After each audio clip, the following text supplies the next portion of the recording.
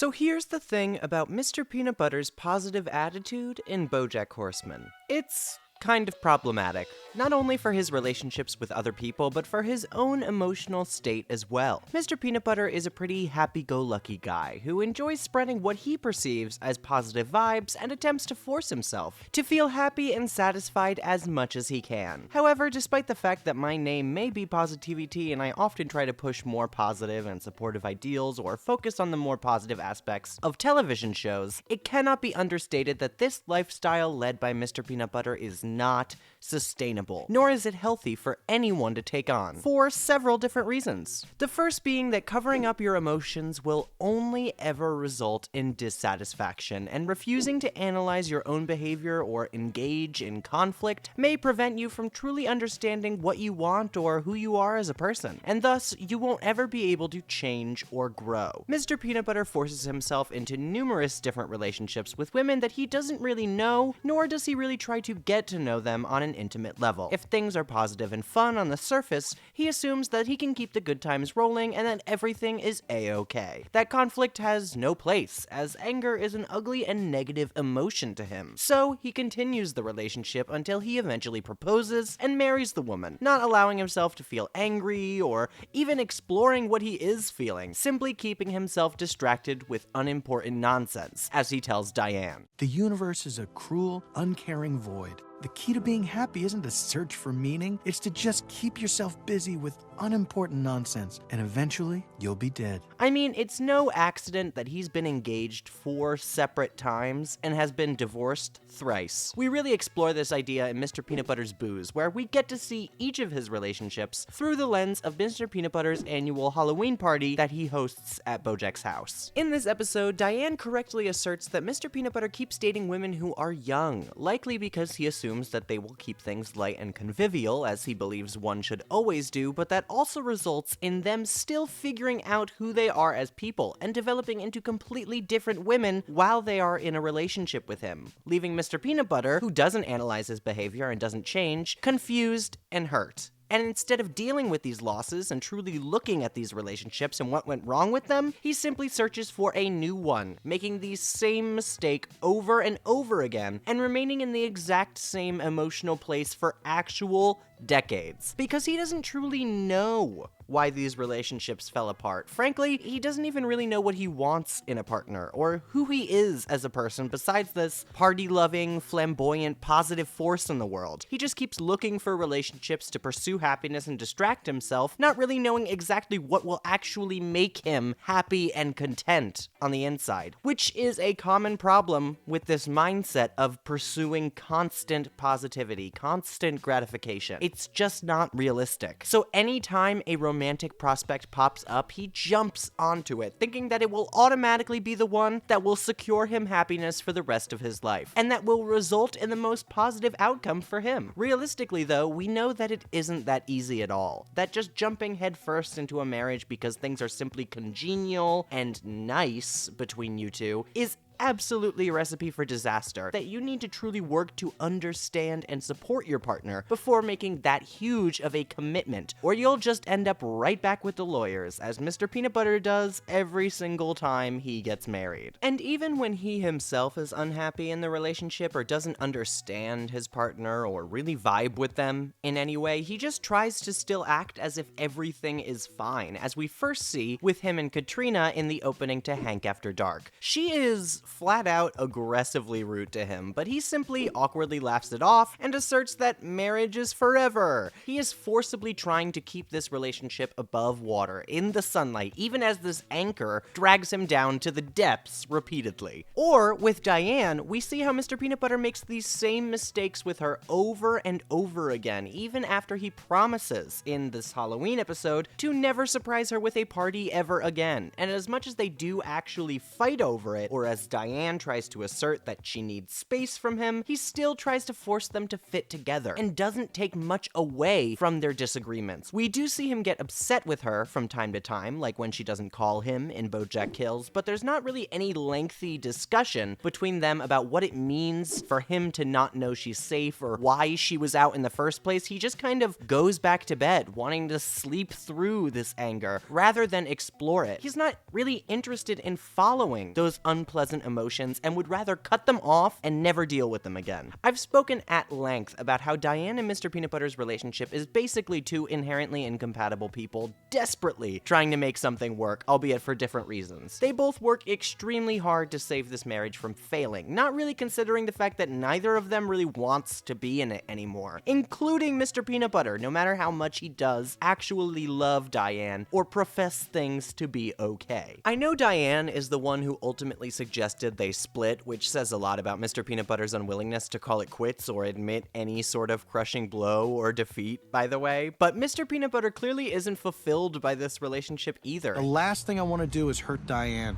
but I keep having this dream where she's gone. There's no breakup, no tragedy, she's just gone, and my life continues without her. And it terrifies me to say this, but in the dream I feel relief. And I believe that his incessant need to throw parties is partly to cover that up, to prove to everyone else that he is content and that everything is in fact going great for him. It isn't until this is really spelled out in front of him by Diane that he begins to break out of this pattern of thinking, where when Pickles states that she never wants to grow up, he now seems actually a bit apprehensive at that prospect, despite the fact that that is exactly what he's been doing himself all these years, basically postponing maturity. Although he still does fall into old tendencies when faced with the prospect of actually telling Pickles the truth of his infidelity, instead proposing to her to try and cover up those unpleasant feelings and make this awful memory a positive one in his mind at least. As we know, it can be really difficult to break away from these patterns, especially after so much time spent doing the same thing. And Mr. Peanut Butter explicitly tells Diane this episode that he hates feeling this way, that he cannot deal with these negative emotions and he will do anything to avoid them. And even after he does reveal that he cheated with Diane, he still stays with Pickles, and they both work out one of the most immature plans to rectify the situation and save their relationship that I've ever seen. It is here that we really get a sense of how deep this pattern goes for Mr. PB. Honestly, it's one of the most prevalent, besides Bojack's of course, in this entire series. He is so unwilling to simply have that difficult discussion with her, to admit why he cheated, and to truly figure out his own feelings, that they never really end up discussing what they mean to one another. Pickles leaves with Joey Pogo and breaks up with PB over text. He never works up the courage to actually tell her how he feels. At the end of the series, and after the loss of this relationship, however, we see that he is finally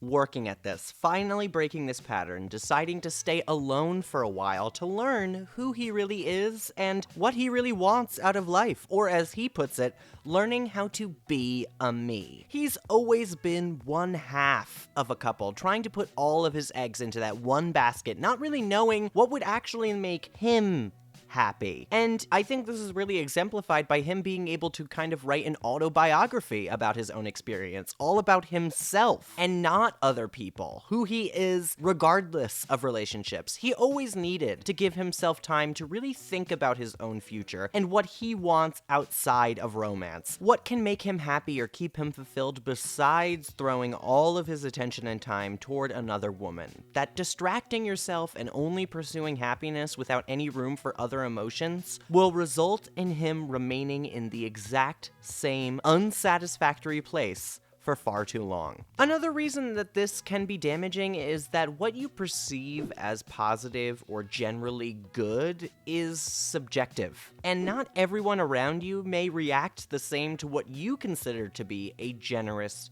gesture. This idea is most evident in this series with Diane, where Mr. Peanut Butter repeatedly surprises her with gestures that he would appreciate, not often thinking about what Diane actually wants or is comfortable with. Like I said earlier, he resolves not to bother her with parties ever again after the Halloween of 2009. But time and time again after this date, he attempts to surprise her with parties on her birthday, despite her asserting that he's done enough already, with libraries in their new home, with presents and confusion, unexpected chaos, exactly what Diane has told him she does not want. And as a viewer, watching him make these mistakes over and over again, I couldn't help but think to myself, what the hell is wrong with this dog? Why can't he listen to her when she directly tells him what to avoid? And part of that is due to his upbringing, where we get the impression that he basically experienced almost zero conflicts or hardships in the Labrador Peninsula. He simply thinks that if you do a nice thing, it will be met with a nice response, no pushback, and everybody loves a good surprise. But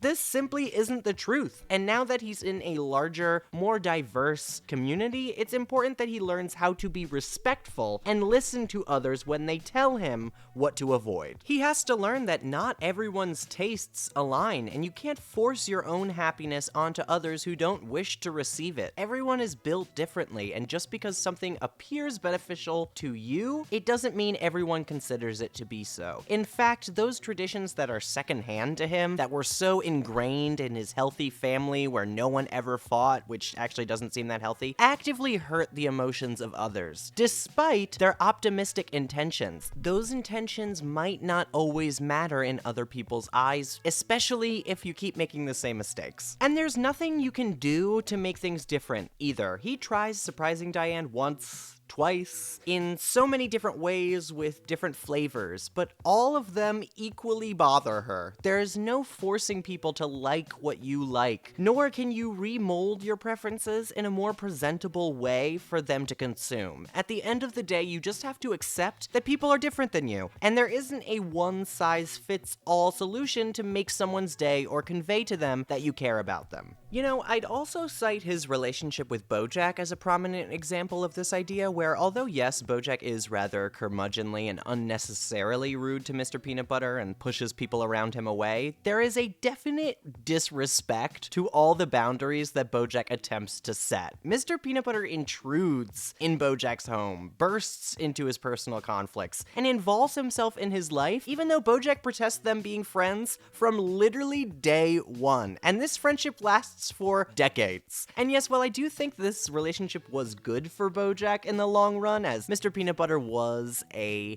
consistent presence, especially when Bojack had a bunch of relationships in jeopardy, there is a general lack of understanding of what boundaries even are coming from Mr. Peanutbutter's side. And this lack of understanding is a big reason why Mr. Peanutbutter's relationships remain so shallow. There's no intimate understanding of privacy, of backing off when someone refuses. It's a real issue that Mr. Peanutbutter has to overcome. And just because you are acting kind and trying to be perhaps generous or a good host, it doesn't make that behavior generally beneficial for everyone around you. Some people might find it a little bit overwhelming, and at the end of the day, we have to respect that sometimes. We don't want to give anyone a panic attack, even if we are just trying to be nice. Another problem that comes with this pursuit of only positive ideals is a lack of honesty with yourself, which in turn breeds a lack of honesty with other people, and will end up hurting those around you no matter how similar you may be, or how much you try to paper over the inner dissatisfaction with happy experiences or some kind of fix. Through all this time Mr. Peanutbutter spends pretending that he is alright, that he is happy, he is ignoring these raging feelings of discontent and unhappiness on the inside. He's not honest with his own emotions and tries to cover them up anytime they do happen to come to the surface. With Pickles, in the period after he begins to feel unsure about their immaturity, he still refuses to admit to himself and to her that he no longer wishes to be in this relationship, that it isn't making him happy, and that he feels a disconnect between the two of them. So instead of talking about his feelings or processing them in a rational way, he acts out, sleeping with Diane once again immediately after the Filbert premiere, particularly since that disconnect between him and Pickles was brought to the forefront once again when she couldn't appreciate his show or his performance, and also was rather aggressive in her criticism of it, whereas Diane praised him, slightly mitigating those negative feelings, and thus causing him to choose to move further, to forget about that dissatisfaction for a bit, to move toward that pleasure, although of course he only feels worse afterwards. There is no pretending that you are happy. You can't lie to yourself about how you are feeling, and eventually you will act out like this because you know that you aren't satisfied. You know that you want more. This part of Mr. Peanutbutter's arc is a very important moment that really shows how damaging lying to yourself can be. It only results in him feeling infinitely worse in the long run and causes him to have to lie further to Pickles, covering up his affair with Diane and even sleeping with Diane on another occasion after this to try and avoid those feelings again. All of this lying to himself has essentially forced him to be dishonest with others, hurting them more than he really ever intended to, and hurting his perception of himself. Mr. Peanut Butter hates lying. He wants to think of himself as a good, morally upstanding person. He wants to feel good about himself, and because he has acted out, because he has lied to himself for so long, and it resulted in this mistake, he can no longer feel that way, and in turn makes things worse for himself, digging deeper into this hole that he has dug. I think the biggest takeaway from this idea is that it's not realistic to expect yourself to only feel positive emotions, or to try to only pursue positive emotions and steer yourself away from what you perceive as undesirable. If you try to cover up sadness, guilt, regret, anger, or any other emotion that you don't think will lead to happiness, you'll only be postponing an inevitable breakdown. You can't avoid these feelings. It's just not possible. They're part of being human, or an anthropomorphized yellow lab. One day they will come raging back, and since you pushed them away for so long, you'll have no idea how to cope with them, and they might end up bursting out in unexpected, hurtful, permanent ways that shake your self-esteem, and you might not be able to take back. I mean, kicking the rock down the road only makes things worse. Mr. Peanut Butter, instead of taking the time to recognize his own sadness or the loss of these relationships, always jumps directly into new ones. And every single time, it only leads to further heartache and disappointment. And the failure of his past relationships and his refusal to learn from them consistently comes back to destroy his new romances and his new opportunities at happiness. See, like I said before, I think Mr. Peanut Butter took a lot of lessons from how his childhood went, where it appears his family never brought up conflict, never confronted each other, never ended up expressing their negative emotions. And so he grew up assuming that the way to live is to simply distract yourself, assume those negative emotions don't exist, and point yourself toward happiness anytime you can. But in his 50s, he finally realizes that that mindset has gotten him absolutely nowhere. Overall, Mr. Peanut Butter is a really excellent demonstration about the danger of too much positivity. There is such a thing. It's important to recognize your own flaws, to be able to grow, to be able to live through less than ideal situations and process them appropriately, to allow yourself to feel dejected, to feel angry. These emotions are part of being human, and they are important for processing traumatic or difficult events. It's necessary to engage in conflict to be able to work through differences. And it's crucial to know when something isn't good for you, to know when to call it quits when something is making you sad or unhappy, rather than force yourself to feel something that you don't. Because at the end of the day, you're just wasting time that you could be spending truly happy. But anyway, I hope you guys enjoyed this video, and if you did, consider supporting me on Patreon at patreon.com/PosiTVty. That's PosiTVty. There you get all of the videos weeks before they come out on YouTube. You get to choose exactly what you want to see on the channel, and you get the unedited versions of these essays, so you hear all of my mistakes and things that I don't think I want the general YouTube community to hear. But it's a great way to get more content for yourself and also support us. We've been upgrading our gear lately. It's getting me very excited. It's getting a little bit more professional, and I have you guys to thank for that. So thank you to all of my patrons. Seriously, I really appreciate you guys. You mean the world to me. But all the support on YouTube means a ton as well. Thank you for just being here, liking, commenting, subscribing, all of that wonderful engagement. Anything helps, and I just appreciate you being on here on this earth and accepting positivity and trying to spread it with me. It's an important thing to do.